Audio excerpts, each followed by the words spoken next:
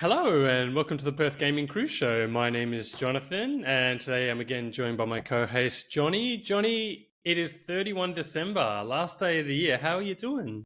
I know, back for our last jam-packed episode of the year. What a year it's been.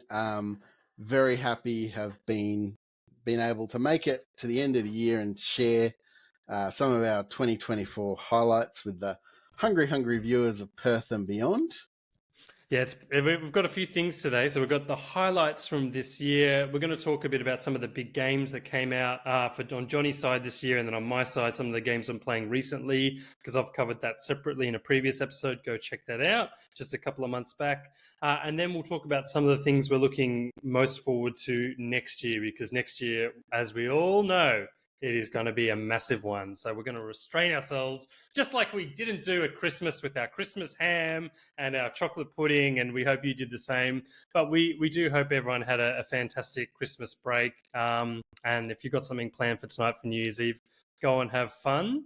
But Johnny, straight into it. I think we know what the biggest news of this year was and is. I'm going to throw over to you because it was an exciting year to be a Nintendo fan, despite it being the final year of the Nintendo Switch, so to speak. Yeah, definitely, Jono. In terms of Nintendo, I think back in June, Nintendo dropped a awesome Nintendo Direct. In my humble opinion, their best direct It was since amazing.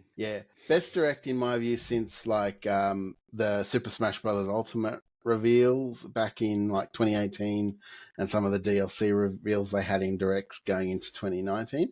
For me, this was the June Nintendo Direct was the best one we'd had in a very long time. It was jam packed full of things that I got very excited for that were releasing throughout the second half of this year, and some titles that they sort of flagged for 2025. But has to be said that the jewel in the crown of that direct was their reveal of Metroid Prime 4. And look, for a long time, Metroid fan, but particularly a Metroid Prime series, a fan of the Metroid Prime series, actually seeing something of this game and knowing it was real and it was there is a game on the way was just massive because it, as viewers from Perth and beyond will know, the Metroid Prime 4 has had a bit of a torturous development path. We had that announcement back in, I think, in like January of 2019 that the game had to be basically restarted. And for a long time, we hadn't seen anything of this. So getting to see what we did, and in light of there haven't really been anything released about the game since the June Direct, I feel like this was just such a significant point in the year. What about you, John? Do you sort of share that view? Yeah, I mean, I've got my Metroid shirt on, custom. I'm hyped and ready to go, and I have been for 7 years since this game was revealed by Nintendo. It's funny because Nintendo, I would say they've delivered on everything and more with the Switch generation. When games that came late, like Bayonetta 3 or Shin Megami Tensei 5 came, I was like, finally, they're here, year 5, year 6, whatever it was. But Metroid Prime, 4 was an anomaly. It was, maybe it's going to be a Switch 2 game. Maybe it won't come to the Switch. Maybe we won't see it. Maybe it's in development hell. And to finally see it, and not just to see it, but to see gameplay and to see it looking good, it's like, oh, and what you can see on the screen here, it's like, this looks like Metroid Prime. It looks just as gorgeous. I don't really care if it looks better on the Switch 2 or not, because this looks really great for me. And it had all the hallmarks of what you expect from the Prime game. So when it finally came, it was like, they're doing it.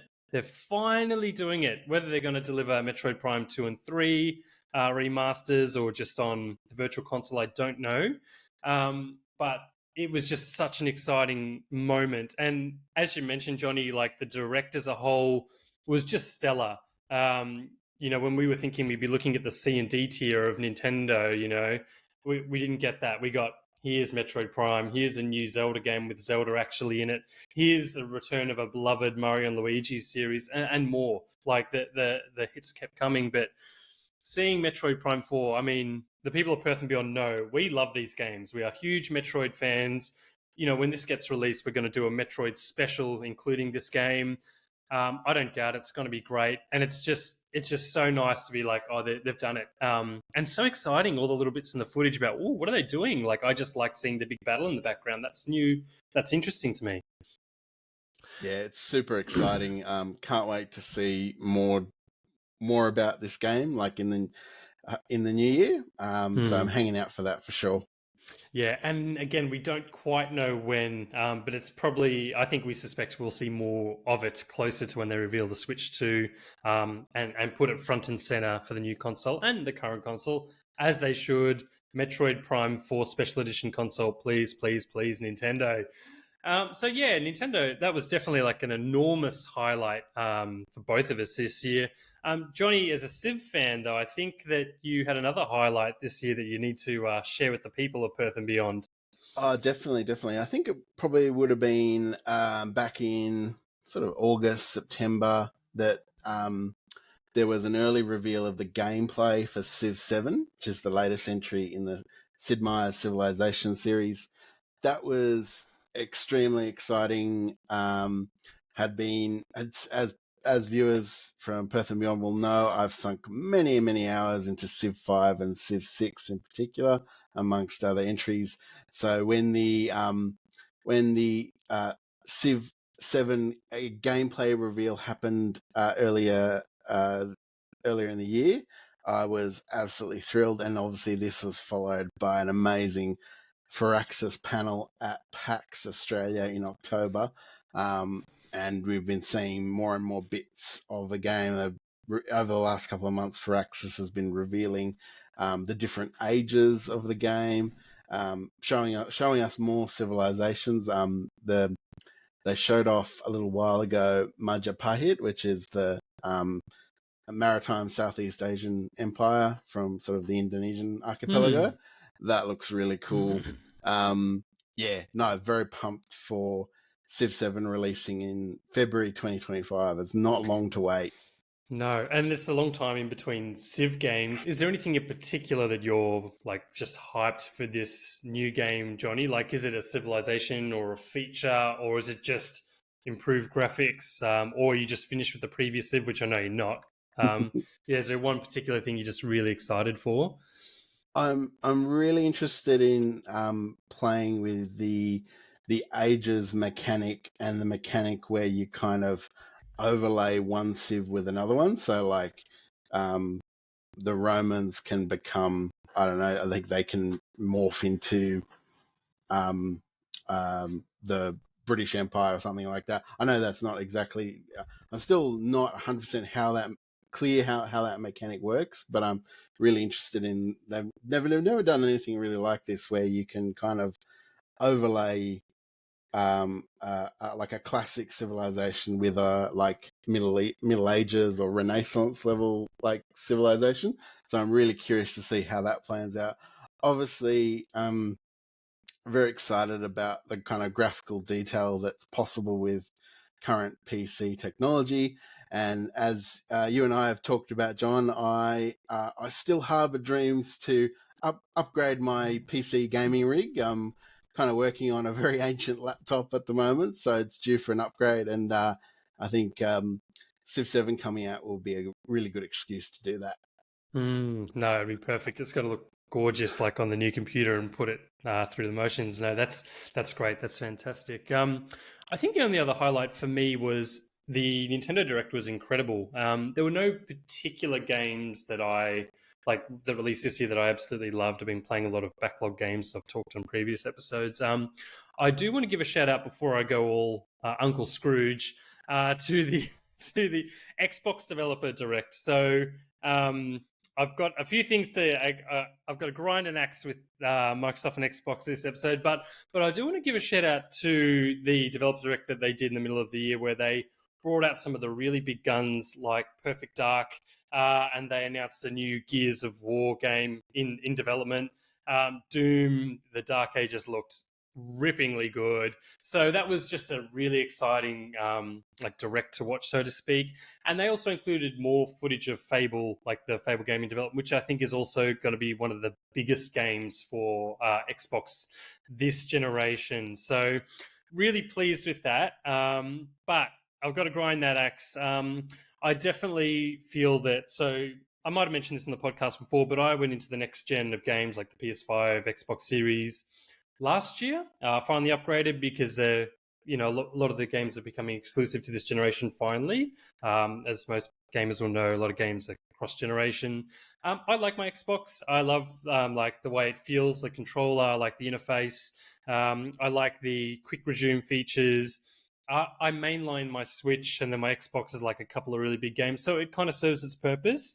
But I have been really disappointed with what has happened with Microsoft and Xbox this year.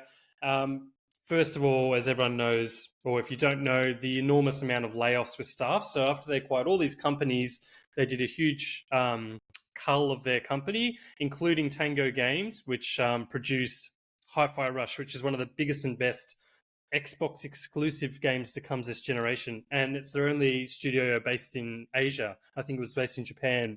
So when that happened, it was just like a kick in the guts as a gamer, and it really made me lose faith. In what Xbox is doing.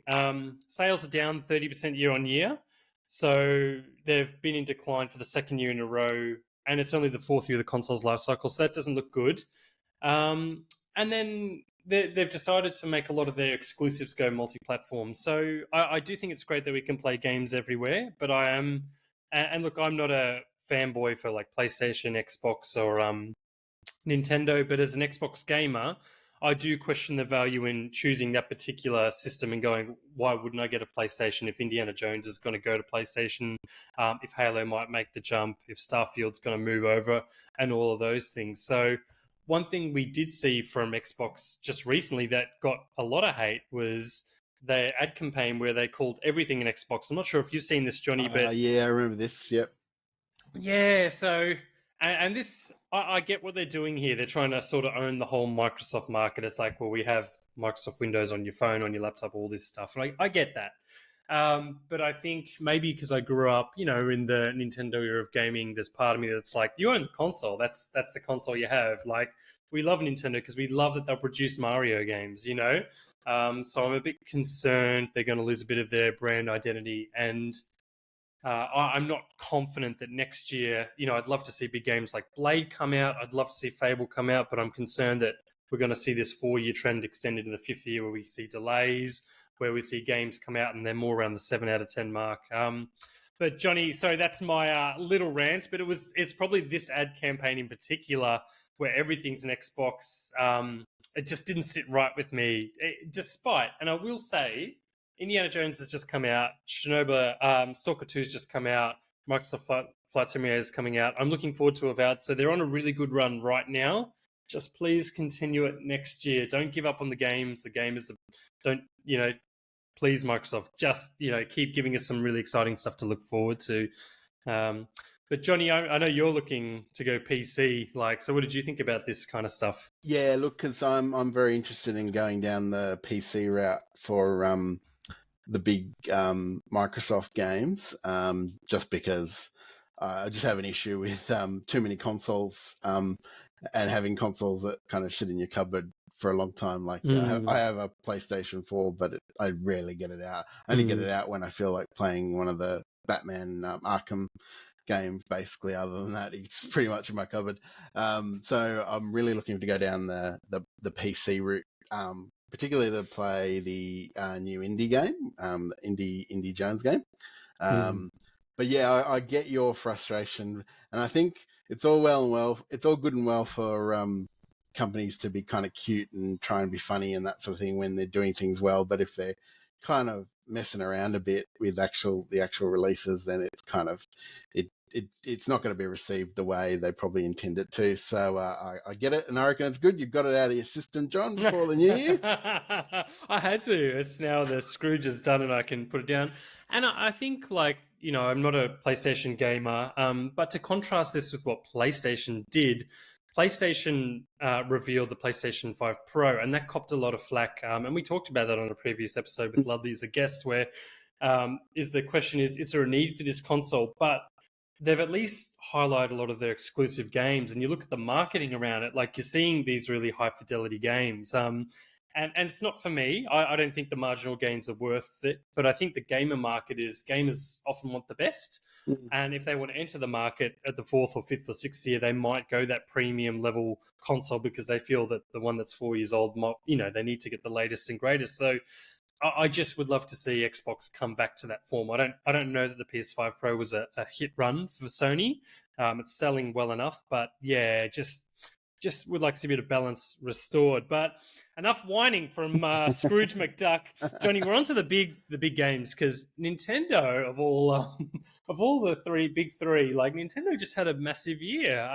Kick us off, because you've been playing everything, all the big stuff.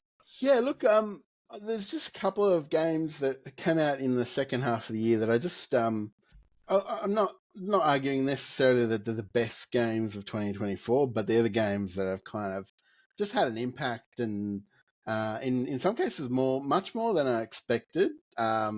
So back in July, Nintendo World Championships NES Edition came out, and to be really honest, when it was first sort of revealed, I was a bit like, yeah, this looks interesting. Maybe I'll get it.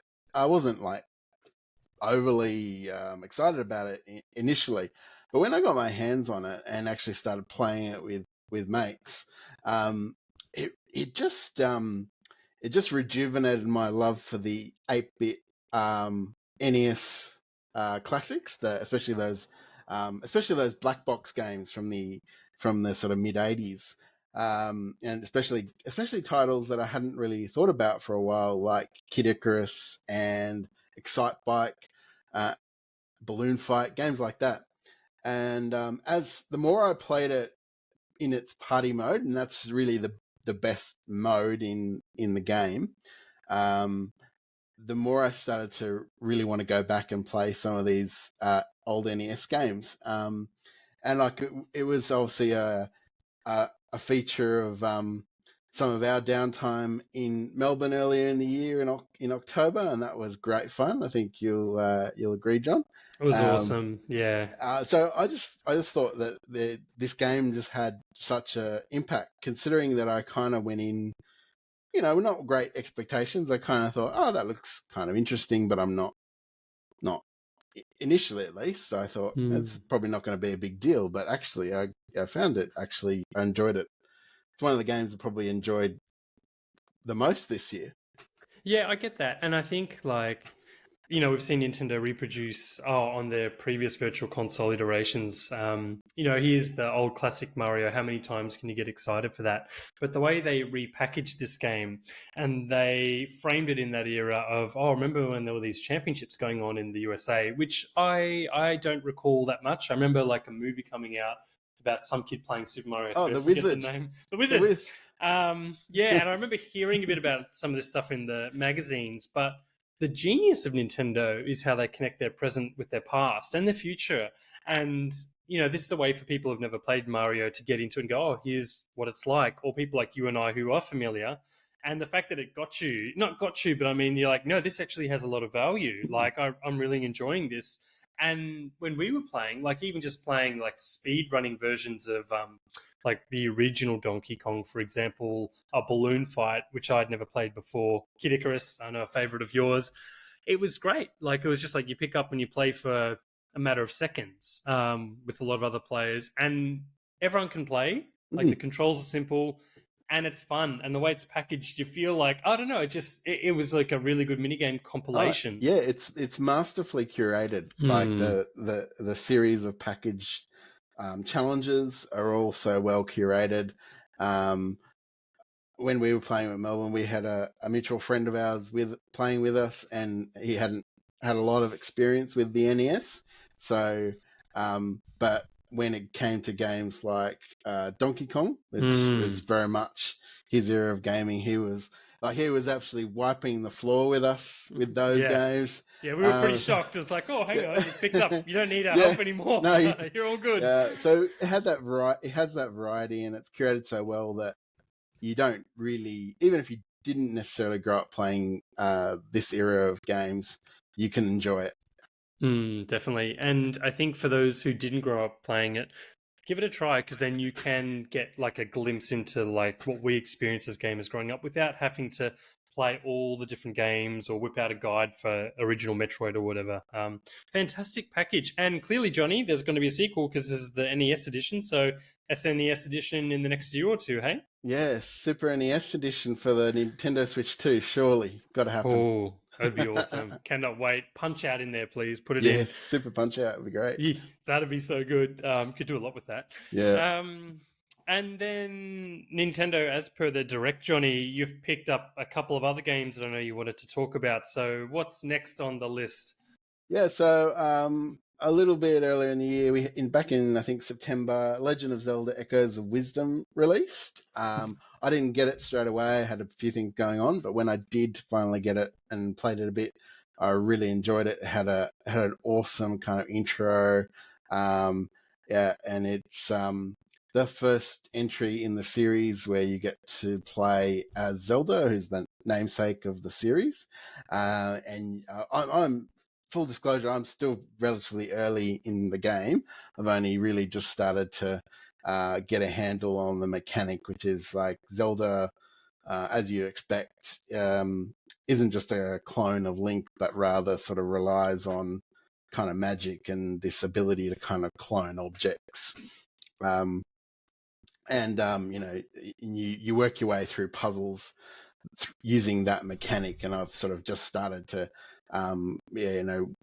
get the first couple of clone the first couple of objects using this kind of magical stuff that Zelda uses. But it's, despite the new mechanics, it's got lots of familiar kind of Zelda tropes, like early on. No, the game's been out for a few months now, so probably most people would have played it by now.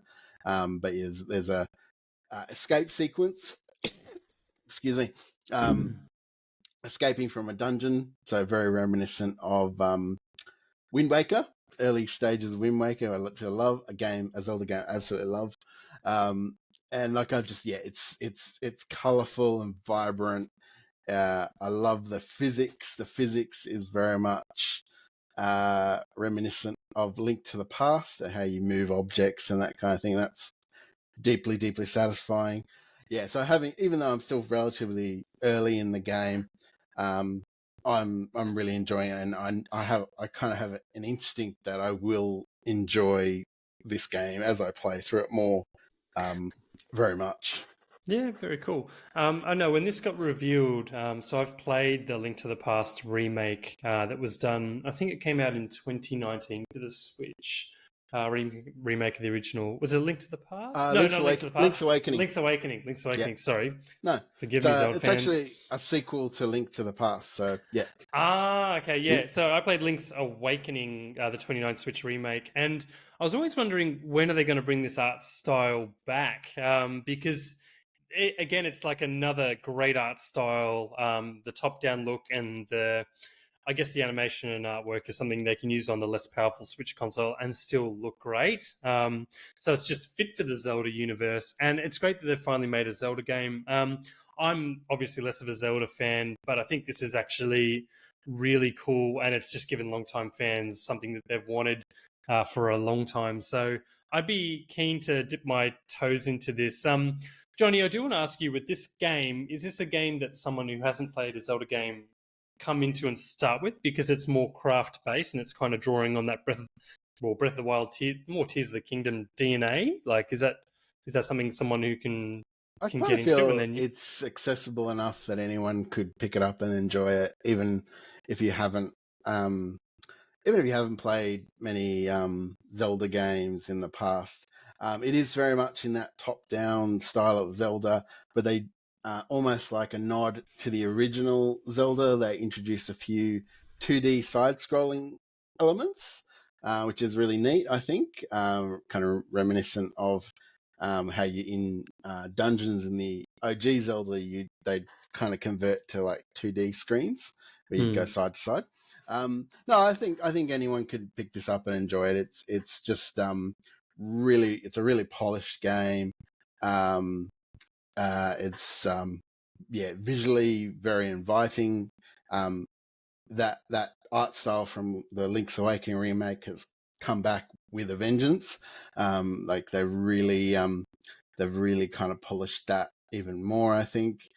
So I think really anyone could enjoy this. I think it's probably more accessible than, say, Tears of the Kingdom or Breath of the Wild. Like That's what I was thinking. those are like very big, expansive experiences, and it's kind of like almost a little bit overwhelming. Like, kind of where to, like, there's such open world experiences, and this is to an extent, but I think it's a bit more.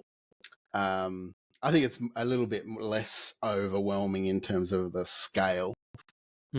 Yeah, I think just looking at it like that. Whereas for me, I look at a game like Tears of the Kingdom and go, "There's so much I have to do in my time, like limited amount of time." And I know it's beloved game, but Yeah. I can see this being a bit more of a like even handheld version. Mm. Something that you can pick up and play and get into a bit easier.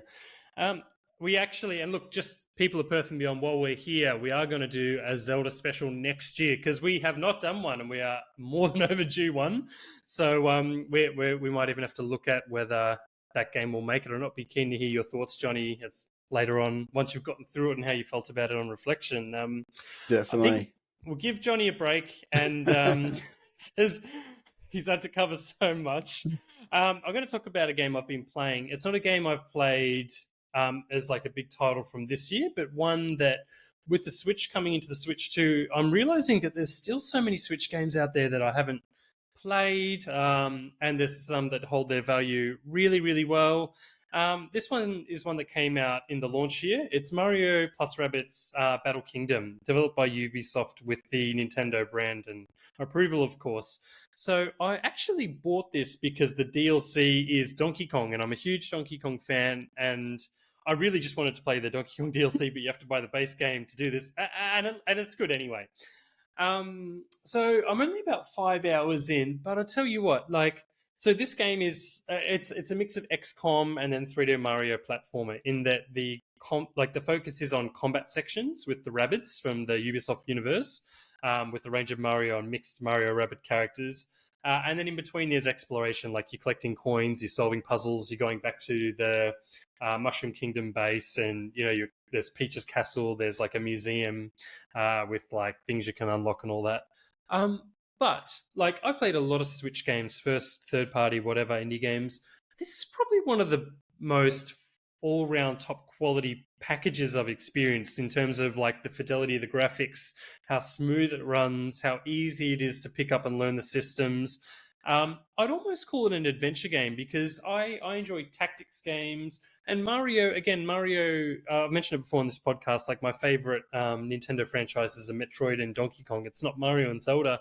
But even I'm not the biggest Mario gamer or fan, like this, if you are, like, this is a game I'd absolutely recommend you play because the world of Mario that it creates is really interesting. Like, you still get like the end of level music when Mario jumps on the flag, but it's like a remix of that. Yeah, you still see Princess Peach's castle. The blocks, when you shoot a block and explodes, coins come out. So if you love Mario as a universe, I'd recommend this because you would still enjoy the gameplay for what it is. Because it does feel a bit like Super Mario RPG or Paper Mario in that sense, like it's a story line-based game. It's got lots of little goofy, funny things, like you'll be just walking along and then you'll see a rabbit on a rubber duck, in a toilet flying out, and they're just like, I don't know what's going on there, just ignore it. There's all this kind of, if you're into wacky, silly, slapstick humor, then this will be right up your alley. And again, I'm typically not into those things, but I've really found that to be quite appealing and charming. And even like different things, how they're integrated in the game. So I've just fought a boss, which was the piranha plant, and then after that, there was a kind of interesting fight with a chain chomp in the middle, and whoever's closest to the chain chomp gets attacked. So you're kind of maneuvering your units around the chain chomp rather than necessarily getting close to attack your enemies, or you're trying to lure them in. So there's a huge amount of tactical depth, and again, fan service in this game. So Luigi is one of the characters you acquire later, and I've just got him. That's not a big spoiler because you only start with a few characters that shows at the start. And his gun is the gun from Luigi's Mansion. I think this is a Johnny question. Like I forget the name, but it's definitely Poltergust. Poltergust. That's it. Poltergust, whichever model. X5000 or I don't know. It's one of those. It's like, oh, cool. You've weaved in like Luigi's Mansion in there. Definitely some Luigi Mansion lore being wedged in there with the Rabbids fun. Yeah, absolutely. Exactly. It's just a really fun game. And look, we are going to do Switch Part 4 special top games next year. We've done 3 previous ones. Check them out if you're interested in that stuff. But I can see this being in that list. I'm probably going to try and sneak the Donkey Kong DLC in there because I'm sure it's just as good. But it just as a game on its own, if you're at that point where you're like, the Switch is finished, where's the Switch 2, nothing to do, there's a lot of quality games out there that can carry on to the Switch 2 era and have a lot of value and still look great. So that's one that I've been playing. That's a deep cut, John. That's taking us back to the launch titles. 2017. Yeah, launch year title. Wow. Yeah, I know. And I had my eyes on it for 7 years. I've just gone, no, I've got this, I've got this, I've got this. And I actually wish I'd picked it up earlier. It's really that good, honestly. Johnny, but you had a third big one, also Mario related, that you wanted to talk about. Yeah, actually, good segue there, John, because in that sort of Mario turn-based combat vein, for Christmas I picked up Mario and Luigi Brothership. So full disclosure, viewers from Perth and Beyond, I've just started playing that. Actually, this morning. Unwrapped the gift. Just literally unwrapped the gift from Santa. Yeah. Watched the wacky intro scene where Luigi's getting into some mayhem and leads us into the next entry in the Mario and Luigi series, which I'm quite a big fan of. Going back a while, I'm particularly fond of the Bowser Inside Story kind of spin-off from the Mario and Luigi series, but this one is great fun. It's super colorful. I love the art style. It's the combat is like nice and twitchy. It's turn-based, but you obviously get some benefits from having kind of good reflexes and hitting your jump and counter buttons at the right time to deal more damage. Still very, very early on in this game, but I'm enjoying it thoroughly. So it's been a great way to cap off my 2024 of gaming. Nice. Yeah, it's amazing. This is the third role-playing game that we've seen from Nintendo, the Super Mario RPG remake and then Paper Mario Thousand Year Door. What amazes me about what Nintendo does, I mean, first of all, bringing back these series onto the Switch is like just a hallmark of the success of the platform. And to do it this late into the year is really cool. But again, like with Mario Rabbids, the art style that they're using, like all the various art styles, it's just so great. They're so creative. I assume you like it, Johnny, because I mean, I like it. And I think it sounds like it appeals to you, the stretchy, kind of wobbly, almost like gooey art style that we see here. Yeah, no, really cool. So yeah, we'll have to hear more about that once you're through it in the new year.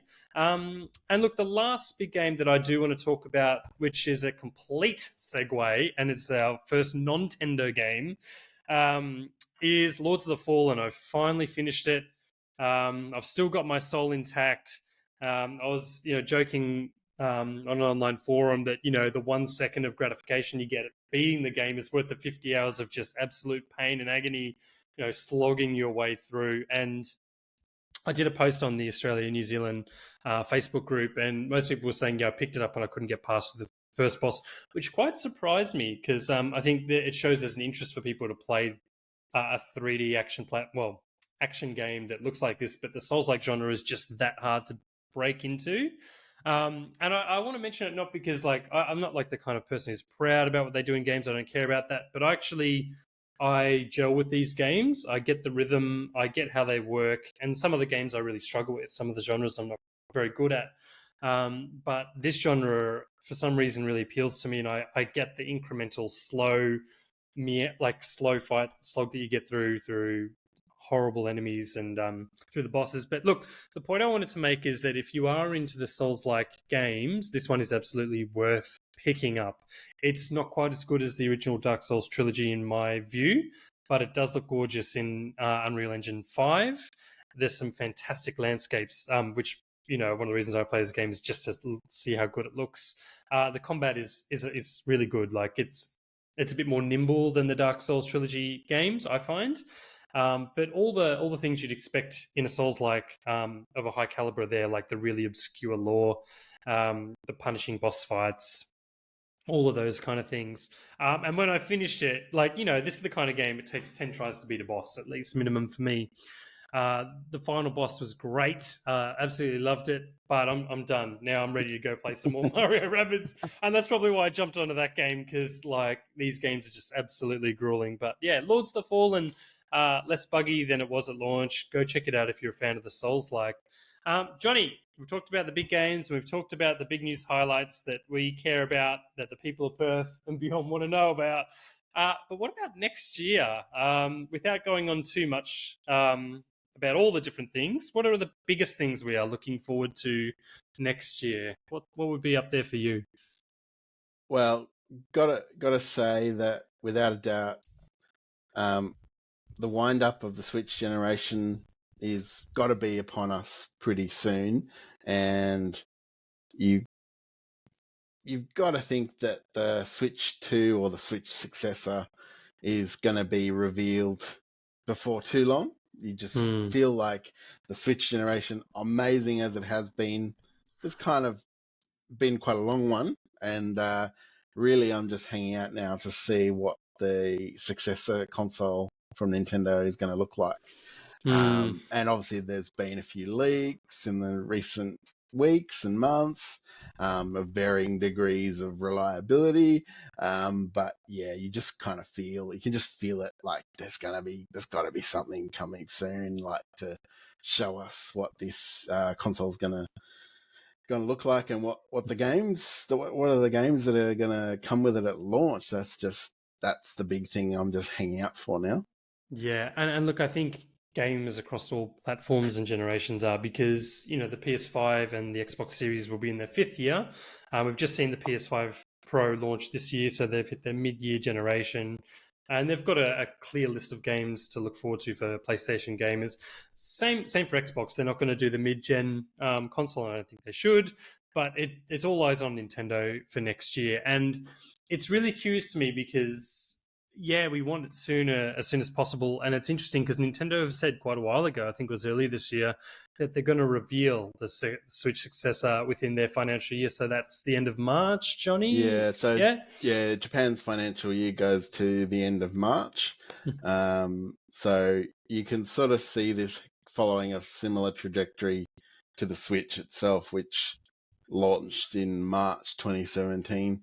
But then again, the Switch still doing pretty well, and they've just released quite a few bangers that they might stretch it out a bit. But I kind of just so curious to see it officially revealed now at this point, I think. It's hard to know.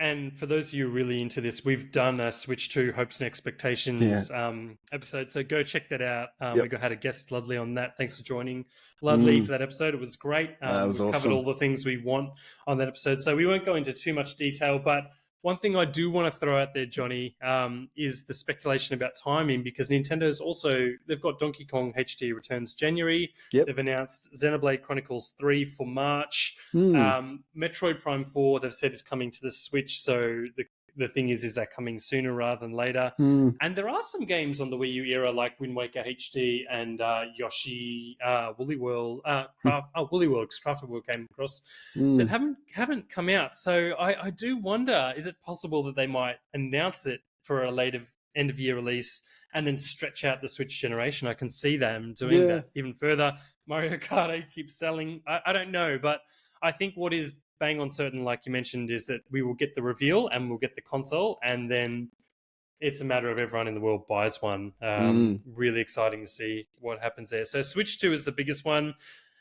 Johnny, I think one of the things you want to mention is you are looking at the new PC rig. Yeah, And so I'm starting to hunt down like a new PC rig, as I mentioned earlier in the show, and primarily that is for two things: is to play the new entry in Civ, which we've already mentioned, but also um, I really am looking forward to playing Indiana Jones and the Great Circle, which has been yes. obviously been out for a couple of weeks now, as a Microsoft exclusive. We will be in the new year. It will become cross-platform. This, as a big Indiana Jones fan, this looks amazing. I want to play it on a platform where it's gonna do it justice, and I've been looking at those reviews where they compare the graphical, fidelity Mm. between Xbox and PC, and it does look freaking amazing on PC. So I'm, as much as it's burning a hole in my back pocket, gaming is burning a hole in my back pocket. I'm kind of um, doing some sums in the background so I can afford a new PC rig to enjoy this banger. And obviously, I've been sort of checking out the reviews of Indiana Jones and the Great Circle. I think I get the impression that the game's doing quite well, even as a Microsoft exclusive. Um, so yeah, I haven't gotten onto it yet, but it's something I'm anticipating to do in the new year. Yeah, awesome. Yeah, I mean, the game is doing well. It released in second place in its first week of release, despite it being an exclusive at this point in time, and on Game Pass as Mm. well. All the talk around this game has been 9, 10 out of 10 type stuff. Very, like, a lot of excitement around it and behind it. And look, we talked about game highlights and news highlights, but I think Johnny and I want to give this game, like, its actual, like, fair share of like decent airtime.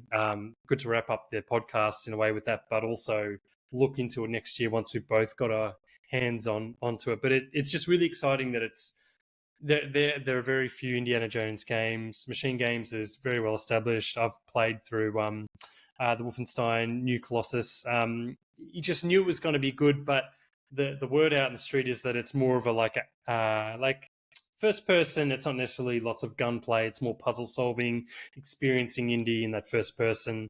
It just looks like the ideal game, like an Indiana game, like yeah, the dream come true for people who love Indiana Jones, the films. So really exciting way to start off next year. Hopefully you can save those coins and Mario coins and get that ultra high PC rig to look at it and just marvel at it. We certainly, Johnny and I have already said we're going to do an Indiana special once we've both played through this.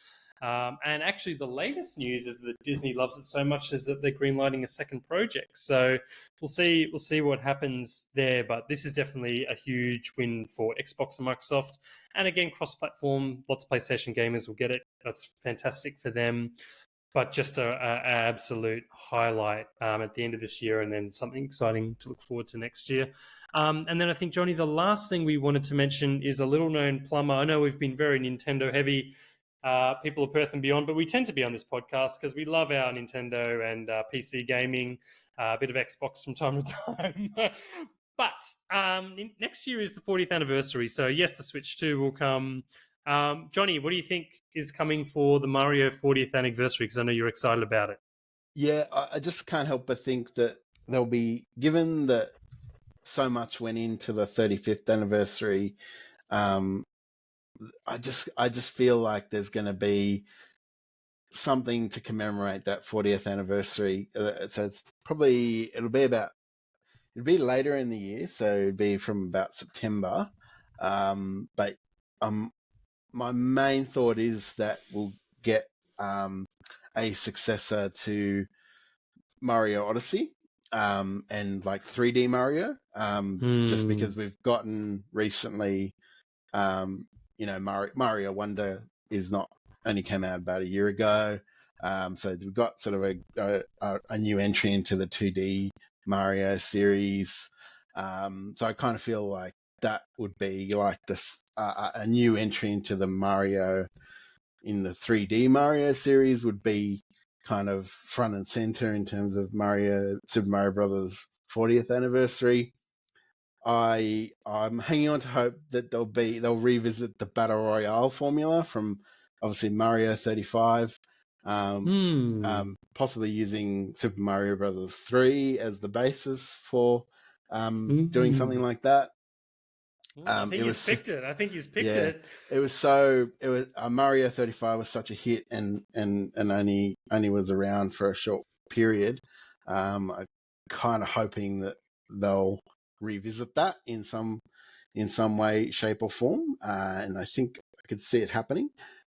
So yeah, a lot to look forward to. Obviously, as it gets closer, really interested to talk about on the show what does come in the 40th anniversary. Mario turns 40.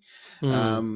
So, what about you, John? I know you're interested in the Galaxy series. I know that's a big one for you. You're a bit of a fan. Yeah, definitely. But to your point, I think 3D Mario, like the time is right. Like I think, especially because we got Tears of the Kingdom, it's like, well, if Nintendo can make a game of that scale, why can't they make a sequel to Odyssey? And Odyssey was such a huge hit. People are still picking it up today, just like they are for Mario Kart 8, etc., Animal Crossing. It just feels like the time is right. For a Mario Odyssey 2. I was saying to Johnny off air that, I don't see why they haven't done Mario Galaxy 2. So we make it the Wii game, because we did see with the 3D Mario All-Stars package for the 35th anniversary, Mario Galaxy 1, Sunshine, and 64. So I can see them wanting to honor their kind of history. And that game is, from all accounts, I haven't played it, full disclosure, but I do know it sold well and it rated high. And just based on my gameplay of Mario Galaxy 1, like that could come out as a standalone release and do well, just like they've done with Paper, Thousand Year Door and all that stuff. Sure. And I mean, on Switch they did release Mario Galaxy on with the little add-on, which was Bowser's Fury, which was a lot of fun. I played that. Oh, Me yeah. and my daughter played Super Bowser's Mario Fury. 3D World, yeah. Yeah. Played 3D World plus Bowser's Fury, and that's great fun.